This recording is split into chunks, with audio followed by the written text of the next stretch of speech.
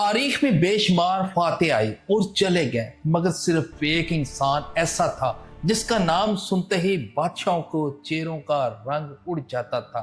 माए अपने बच्चों को डराने के लिए कहती थी, सो जाओ वरना चंगेज खान आ जाएगा। कहते हैं इसके घोड़ों की टापों की आवाजें किसी शहर के करीब से सुनाई देती तो लोग लड़ने की बजाय भागने की तैयारी शुरू कर देते थे। लेकिन क्या आप जानते हैं ये इंसान कभी एक भूखा, बेसहारा और यतीम बच्चा था? आखिर वो कौन सा दर्द था जिसने एक मजबूर बच्चे को दुनिया का सबसे खौफनाक फातेह बना दिया? आज की ये कहानी सिर्फ जंगों की नहीं बल्कि गुर्बत, गद्दारी, इंतकाम, हिम्मत और एक ऐसी सल्तनत की है जिसने दुनिया का नक्शा हमेशा के लिए बदल दिया। 1162 ईस्वी में मंगोलिया के बर्फीले मैदानों में एक बच्चे ने जन्म लिया। इसका नाम था तमुजन रखा गया। इस वक्त किसी ने ख्वाब में भी नहीं सोचा था कि यही बच्चा एक दिन एशिया से यूरोप तक फैली दुनिया की सबसे बड़ी सल्तनत कायम करेगा। इसके वालिद यसोगी एक मंगोल सरदार थे, मगर तमुजन अभी सिर्फ 9 साल का था कि किस्मत ने इससे इसका सबसे बड़ा सहारा छीन लिया। एक दुश्मन कबीले ने धोखे से इसके वालिद को जहर देकर कत्ल कर दिया। बाप की मौत के साथ ही सब कुछ बदल गया। जिन लोगों ने कल तक इनके खानदान की इज्जत की थी वही इन्हें छोड़कर चले गए। कबीले ने तमोजन, इसकी माँ और बहन भाइयों को बेयारो मददगार सहरा में तहना छोड़ दिया। अब ना कोई खेमा महफूज था, ना कोई खाने का जखीरा, ना कोई मुहाफिज। कई कई दिन ऐसे गुजरते कि इन्हें सिर्फ जंगली घास, दरख्तों की जड़ें या छोटे जानवर शिकार करके खाना पड़ता था। सख्त सर्दी में जब बर्फ जमीन को ढांप लेती तो जिंदा रहना ही एक जंग बन जाता। मगर यही मुसीबतें इस बच्चे के दिल में एक ऐसी आग जला रही थी जो वक्त के साथ शोला बनती जा रही। तमुजन बहुत जल्द समझ लिया था इसने कि इस दुनिया में कमजोर इंसान के लिए कोई जगह नहीं। अगर जिंदा रहना है तो दूसरों से ज्यादा मजबूत बनना पड़ेगा। बचपन ही से इसने तीर अंदाजी, घुड़सवारी और शिकार में ऐसी महारत हासिल करना शुरू कर दी जो बाद में इसकी सबसे बड़ी ताकत बनी। 1177 में दुश्मन कबीले ताइची ऊद ने तमुजन को गिरफ्तार कर लिया। इसके गले में लकड़ी का भारी तोक डाल दिया ताकि वो कभी भाग ना सके। कैदी बनाकर इसे सबके सामने जलील किया जाता ताकि दूसरे लोग भी इससे सबक सीखे। दुश्मन को यकीन था कि अब ये लड़का कभी आजादी हासिल नहीं कर सकेगा, लेकिन वो एक आम लड़का नहीं था। एक रात जब पहरेदार गफलत में थे, तमुजन ने मौका देखा। इसने अपनी पूरी हिम्मत जमा की, अंधेरे का फायदा उठाया और जान हथेली पर रखकर फरार हो गया। रवायत है कि एक रहमदिल इंसान ने अपनी जान खतरे में डालकर इसे छुपा लिया, जिसकी वजह से वो दुश्मनों की नजरों से बच निकला।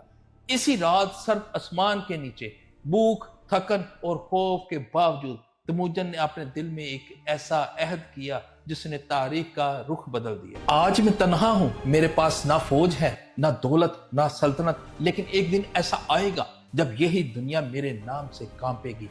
मैं कभी दोबारा कमजोर नहीं बनूंगा। शायद इसी लम्हे एक मजबूर यतीम बच्चा आस्ता आस्ता चंगेज खान में तब्दील होना शुरू हो गया था। इससे मालूम नहीं था कि चंद साल बाद वो बिखरे हुए मंगोल कबाइल को एक झंडे तले जमा करेगा और फिर इसकी फौजों के घोड़ों की टापें चीन और वस्त एशिया, रूस, यूरोप तक को सुनाई देंगे। मगर इस अजीम सफर का आगाज एक सल्तनत से नहीं बल्कि एक भूखे, तन्हा, बेआसरा बच्चे के आंसुओं से हुआ था। 1187 में तमुजन की जिंदगी का एक और कड़ा इम्तहान आया। इसने अपनी ताकत बढ़ाने की कोशिश की, लेकिन ताकतवर कबाइल ने इसके खिलाफ इत्तेहाद बना लिया। एक खौफनाक जंग में इसे शिकस्त हुई। इसके बहुत से साथी मारे गए। कुछ इसे छोड़कर दुश्मनों से जा मिले और कुछ ने यह समझ लिया कि अब तमुजन का किस्सा खत्म हो चुका है। मगर वो इंसान जिसने बचपन में भूख, यतीमी और कैद बर्दाश्त की हो, वो एक शिकस्त से कैसे टूट सकता है? इसने मैदान छोड़ा लेकिन अपना ख्वाब नहीं छोड़ा। अगले ही चंद बरसों में तमुजन ने एक नई हिकमत अमली अपनाई। वो जान चुका था कि सिर्फ तलवार से सल्तनतें नहीं बनती, बल्कि इंसाफ, नज़्म-ओ-ज़ब्त वफादारी भी जरूरी होती है। इसने ऐलान किया कि इसकी फौज में किसी की हैसियत इसके कबीले या खानदान से नहीं बल्कि इसकी बहादुरी वफादारी से तय होगी। ये इस दौर के लिए एक इनकलाबी फैसला था, क्योंकि इस जमाने में ओहदे सिर्फ बड़े खानदानों को मिलते थे। यही वजह थी कि आस्ता आस्ता दूर दूर से नौजवान इसके झंडे तले जमा होने लगे। हर इंसान जानता था कि अगर वो वफादार रहा तो इससे इज्जत मिलेगी, और अगर गद्दारी की तो इससे सजा भी हो सकती है, और ऐसी सजा होगी कि आने वाली नस्लें भी याद रखेंगी। तमूजन का एक असूल था, वफादारी का इनाम इज्जत और गद्दारी की सजाए मौत। 1201 ईस्वी में कई ताकतवर मंगोल कबाइल ने फैसला किया कि अगर तमूजन को ना रोका गया तो कल वो सब पर हुकूमत करेगा। चुनाचा उन्होंने मुतहिद होकर इसके खिलाफ जंग छेड़ दी, लेकिन इस बार तमूजन पहले वाला नौजवान नहीं था। इसने अपनी फौज को इस अंदाज में मुनज़्ज़म किया कि दुश्मन हैरान रह गए। इसके घोड़सवार बिजली की रफ्तार से हमला करते, अचानक पीछे हटते, फिर चारों तरफ से दुश्मन को घेर लेते। चंद ही घंटों में इत्तेहाद टूट गया और दुश्मन मैदान छोड़कर भागने लगा। अब पूरे मंगोल मैदान में सिर्फ एक ही नाम गूंजने लगा, वो था तमूजन का। 1203 ईस्वी में इसका सबसे बड़ा इम्तहान आया। इसके पुराने सरप्रस्त और इत्तेहादी ओंग खान ही इसके दुश्मन बन गए। दोनों के दरमियान खूनरेज जंग हुई। ये सिर्फ इक़्तिदार की जंग नहीं थी, बल्कि इत्मीनान और गद्दारी की जंग थी। आखिरकार ओंग खान मारा गया और इसकी शिकस्त ने तमूजन की राह की सबसे बड़ी रुकावट हटा दी। लेकिन अभी एक और ताकत बाकी थी। 1204 ईस्वी में ताकतवर नाइमान तमूजन का रास्ता रोकने की कोशिश की। ये जंग कई दिन जारी रही, मगर आखिरकार नाइमान भी शिकस्त खा गया। इस फतह के बाद तकरीबन पूरा मंगोलिया एक ही परचम तले आ चुका था। वो यतीम बच्चा जिसके पास कभी खाने को रोटी भी नहीं थी, अब हजारों घोड़सवारों का सिपा सलार बन चुका था। फिर वो तारीखी दिन आया जिसने दुनिया का नक्शा बदल दिया। जी हाँ, 1206 ईस्वी में दरियाए ओनोन के किनारे एक अजीम इज्तिमा मुनक्किद हुआ। मंगोल कबाइल के तमाम बड़े सरदार जमा हुए। उन्होंने एक मुतफिका फैसला किया और तमूजन को एक नया लक़ब दिया, चंगेज खां का। यह सिर्फ एक नाम नहीं था, बल्कि एक ऐलान था कि अब मंगोल कौम बिखरी हुई नहीं बल्कि एक ताकत बन चुकी है। और इसी दिन चंगेज खान ने अपने सिपाहियों से कहा, इनका मकसद सिर्फ मंगोलिया पर हुकूमत करना नहीं, बल्कि दुनिया की हर सल्तनत तक पहुंचना जो इनके रास्ते में आएगी। इसी लम्हे तारीख का एक नया बाब शुरू हुआ। एक यतीम बच्चा अब दुनिया फतह करने निकल चुका था, और इससे भी मालूम भी नहीं था कि चंद ही बरस बाद चीन, वस्त एशिया, ख्वारिज़्म और फिर यूरोप तक इसके घोड़ों की टापें सुनाई दी। 1206 ईस्वी में चंगेज खान मंगोलों का अजीम खान बन चुका था, मगर इसकी नजर सिर्फ मंगोलिया तक महदूद नहीं थी। वो जानता था कि अगर इस कौम को हमेशा महफूज और ताकतवर रहना है तो इसे अपने इर्द गिर्द की बड़ी सल्तनतों को शिकस्त देना होगी। इसलिए इसने अपनी फौज को पहले से भी ज्यादा मुनज़्ज़म किया और 10 सिपाहियों पर एक सरदार, और हर 100 पर दूसरा, हर 1000 पर तीसरा, और हर 10,000 पर एक बड़ा जर्नैल मुकर्रर किया गया। ये ऐसा नज़्म व ज़ब्त था जिसने मंगोल फौज को दुनिया की खतरनाक तरीन फौज बना दिया। 1209 ईस्वी में चंगेज खान ने अपनी पहली बड़ी बरूनी मुहिम का आगाज किया। इसका बड़ा हदफ था मगरबी शिया। ये एक मजबूत रियासत थी, लेकिन मंगोल घुड़सवारों की बरक रफ्तार हिकमत अमली के सामने ज्यादा देर न ठहर सकी। कई महीनों की लड़ाई के बाद मगरबी शिया ने हथियार डाल दिए और चंगेज खान की बर्तरी को तस्लीम कर लिया। ये इसकी पहली बैनुल अक़वामी फतह थी जिसने दुनिया को खबरदार कर दिया। एक नई ताकत उभर चुकी थी, लेकिन चंगेज खान की नजरें इससे भी बड़ी सल्तनत पर थी। 1211 ईस्वी में इसने जिन सल्तनत के खिलाफ जंग छेड़ दी, जो शिमाली चीन के सबसे बड़ी और अमीर रियासत थी, जिन सल्तनत के पास लाखों सिपाही, मजबूत किले और बेशुमार वसाइल थे। बहुत से लोगों को यकीन था कि अब पहली बार चंगेज खान को शिकस्त होगी, लेकिन उन्होंने मंगोलों की जंगी हिकमत अमली को कम समझा था। मंगोल फौज बिजली की रफ्तार से हमला करती, फिर अचानक पीछे हट जाती। दुश्मन इन्हें भागता हुआ समझकर ताक़ुब करता, मगर चंद ही लम्हों बाद चारों तरफ से मंगोल घुड़सवार इस पर टूट पड़ते। ये हिकमत अमली बार बार कामयाब हुई और जिन सल्तनत की बड़ी बड़ी फौजें बिखरी दिखाई दी। चंद ही बरसों में दर्जनों शहर मंगोलों के कब्जे में आ चुके थे। फिर आया 1215 ईस्वी। ये वो साल था जब चंगेज खान ने मौजूदा बेल्जियम का मुहासरा किया।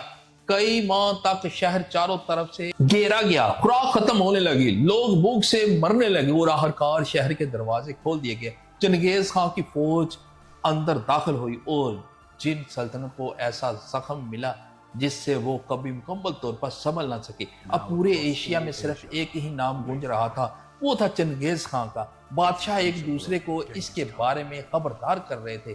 काफिले इसका नाम सुनते ही रास्ता बदल लेते थे और कई रियासतें जंग के किए बगैर ही इसकी अताअत कबूल करने लगी थी।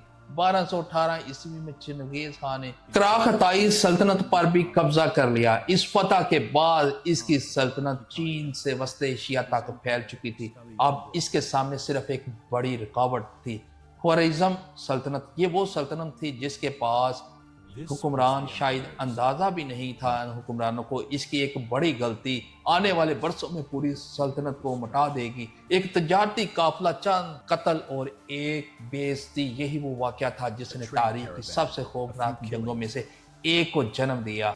1218 ईस्वी में चंगेज खान की सल्तनत चीन से लेकर वस्ती एशिया की सरहदों तक फैल चुकी थी। लेकिन हैरानकुन बात यह है कि इस वक्त वो ख्वारिज़्म सल्तनत से जंग नहीं चाहता था। इसकी ख्वाहिश सिर्फ तजारत थी।